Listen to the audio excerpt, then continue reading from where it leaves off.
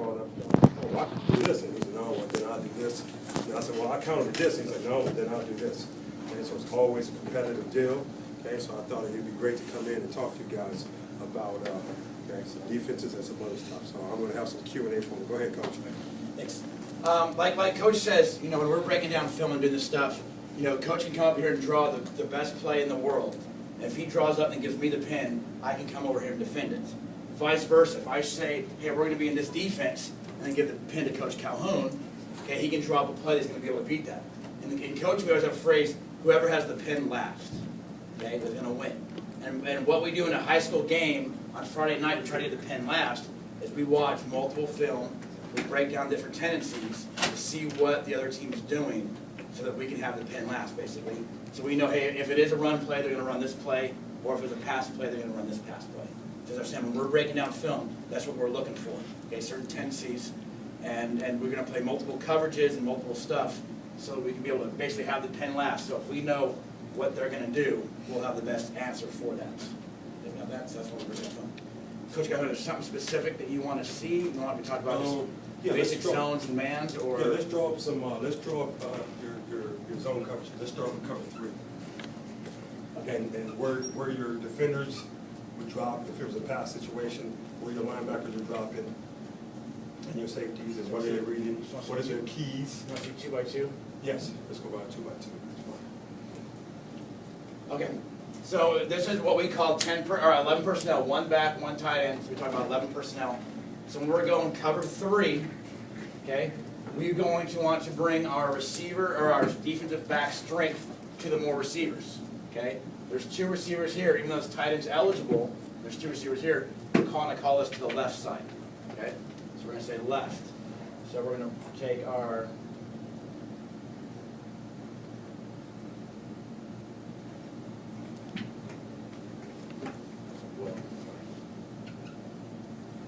So when we say left, left, in our defense, these guys travel together, these 3 and these 2 travel together. Okay? Now our offensive coordinator always tells our players, okay, that corners will lie. Okay? Corners will lie. Okay, what that means is even if we're in cover 3 and these corners have a deep third, they might line up and make it look like it's man. Okay, they can line up at different spots and still be cover 3. So the corners are going to lie. Okay? In our base cover 3, again, we have 3 guys deep, so that's the corner deep. Our free safety deep. As a base rule, they're told to split the number 1 receivers. Okay, so we count from outside in, 1, 2, 3, 1, 2, 3. There's always 5 eligible guys. Okay, so they're going to split the number 1 receivers. So what happens if that receiver's on the other side, he's going to do the same thing. He's going to split the 2 widest guys. Okay, so he's in a deep third. Okay. Hey, Coach, I got a question. Yes. So if corners lie, then safeties do what? Safeties basically have to line up. So if they're going to show like a cover 2 where they want to disguise it, okay, so this safety,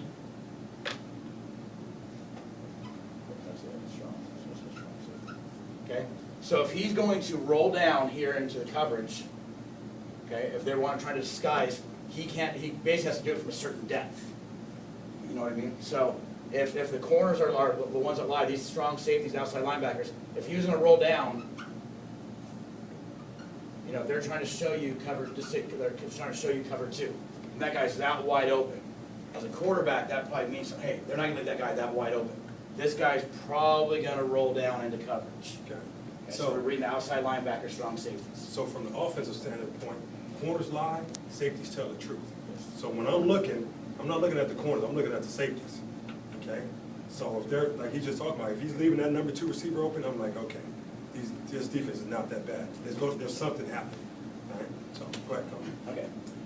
And then underneath, so we have the 3 deep guys, that's what it's called, cover 3, deep third, deep third, deep third. Again, the splitting the field in the high school field, it's from the sideline to the hash to hash, sideline to the hash. Okay, so those are the 3 deep guys.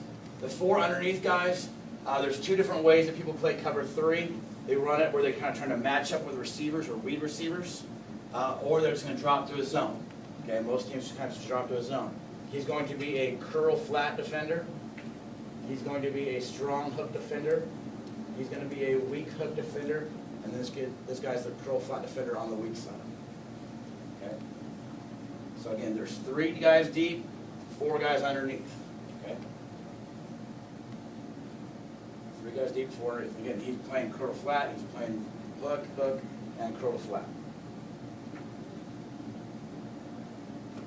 So offensively, when we're reading this, okay, what threw me off as soon as he drew it up, he drew the offensive guys on the wrong side of the Yeah. I was like, what are they doing over there? They're supposed to be underneath. All right, so that's first. You understand? I mean, defensive guys draw this way because this is where we Exactly. see it. Right. Offensive guys. So if you want to know if you're an offensive or defensive guy, draw plays on the board, Exactly. and that's you'll know if you're an offensive guy or a defensive guy. So on any type of route combination or pass play, there's always a read defender, okay, that we're reading to tell us where to throw the ball, okay? So in this cover 3, okay, in a 2x2 set, okay, if we have a combination over here, just say we got a slant and a flat, and a slant and a flat, on both sides, a mirrored route, what side, as quarterbacks, should we throw the ball to? What side, to the right or to the left? If we had the same concept over there as over here, okay, what side should we throw the ball to? Where's there's less defenders?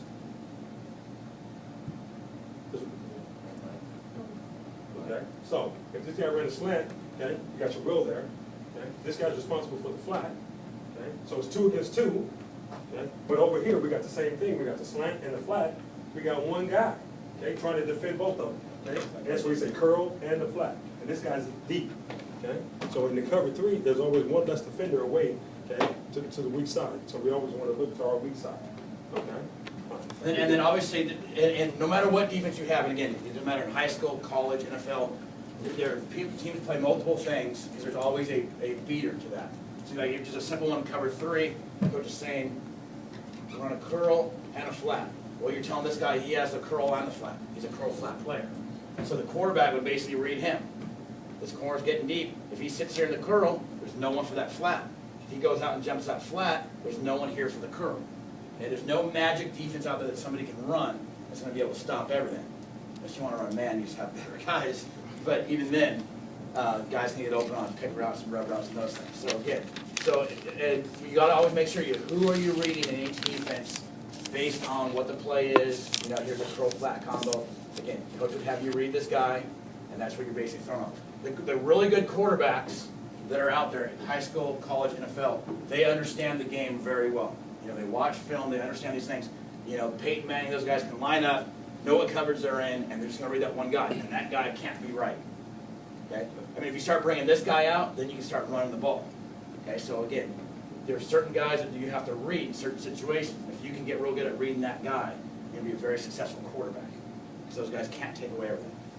Coach, what are some of the weaknesses of cover 3? Cover 3, obviously 4 vertical routes, because we have 3 guys deep. Now this is actually an outside receiver or tight end, and you have all 4 guys going deep. Always that puts a blind here on this free safety to cover ground. What other teams do? Hey, Coach, real quick, what were we working on out there? The last thing, right? 4 verticals versus 1 high, right? Move to safety. Okay, you got the 2 against 1 in the slots. Okay. This is very popular in high school football at the cover 3. Okay, so the corner's got this. This corner's got to try to middle both these guys, and this free safety is being really stressed with those 2 routes. Okay, so again, 4 guys deep, and then again, there's other combinations, like we said, the curl flat combination is a good one. Smash can be a good one if your outside linebacker can't get out to the flat fast enough. So there's certain plays they call basic cover 3 beaters, cover 2 beaters, man beaters, all those kind of things.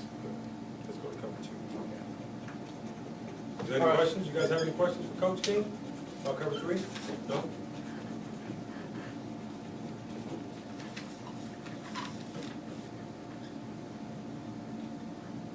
All right, cover 2. There's 2 different ways, or 2 primary different ways that people play cover 2. They call it a soft cover 2 and a hard cover 2. Okay? A hard cover 2 is what they also call Tampa 2. The Bears run it with a guy like Urlacher, Derek Thomas back in the day. What the corners are going to do are going to come up and play a hard funnel on the corners, the number 1 receivers. Okay? They want to funnel them, reroute them, or preferably jam them back inside to the safeties. Okay? Again, on cover 2, we have 2 deep safeties. They get off the hash, read the release of number 1, deep half. These players are going to jam 2 and then sink into the curl. Jam 2, sink into the curl. And the mic opens up to where the third receiver is and runs into the deep hole. Because that's, again, the weakness in a traditional cover two is right over the middle. Okay? So that's called a hard two, and the corners are playing real physical, real tough with the receivers. Okay? Again, the outside backers, these guys' job is to wall number two. They cannot let just two run inside. Because that guy's getting out, there's going to be a nice big hole for them. Okay? So wall two, and then just sink. Wall two, and then sink. They're going to jam and do the same thing. Flip, and they're the flat player. These guys are curls. And again, deep half, deep half. So let me ask you, Number two. Jake, so if we're, is our quick game good against cover two? Yes. What do you think, Matt? Throwing quick passes, hitches, slants, would it be good against cover two? No, No. Why? because corners are up. They got 5 guys underneath. Okay, they got 5 guys underneath. So it's hard to throw your quick game. Okay? It's better versus cover 3 since we, anyway, you know, all right? Good. All right, and then the other version of that is a soft two. That's where the mic's just going to stay here in the hook area. These guys still get off the hash, but these guys are looser. They're about 7-1 inside, and they're not going to reroute. And they're just going to play the flat zone. And these safeties basically are more on the hash. They don't get off the hash and weave as much. Okay, so it's still cover two, but this is a soft cover two. These guys, there's no reroute here. They're real soft. These guys are going to turn it to the same thing as they're doing there, and the mic's not going to get as deep. His ceiling's going to be about 14 to 12, no deeper than that. Question real quick. As far as in a hard cover two, if they're flat, if the cornerback's flat is not threatened, are they going to just hang there, or will they be able to sink as well? They'll be able to sink. It kind of depends on the threat of, what we do is we always make a call as a corner, is where the number 2 receiver is. So if the number 2 receiver and there's a number 3 receiver out here, all 3 guys are here, we make a hot call. There's a good chance one of these guys are going to come out with a flat. Okay? If there's just one guy, we'll make a warm call. There's a possibility. If it's trips the other side, there's only one receiver, it's a cold call. And they're a lot more aggressive and chasing and funneling this. So if we get a slant, there's trips away, and we get a slant, we'll be a lot more physical with this. If this receiver pops out here, and it's trips, and now it's a hot call, then we're just going to sink, expecting these guys to come outside. Yeah, so that's what we do. So our corners make a hot, warm, a cold call if there's nobody there, warm if there's 2, hot if there's 3, in any of our zone stuff. And that basically lets him know how aggressive I can be with slants. Is that basically what you're asking? Yep, absolutely, absolutely. Any questions? Cover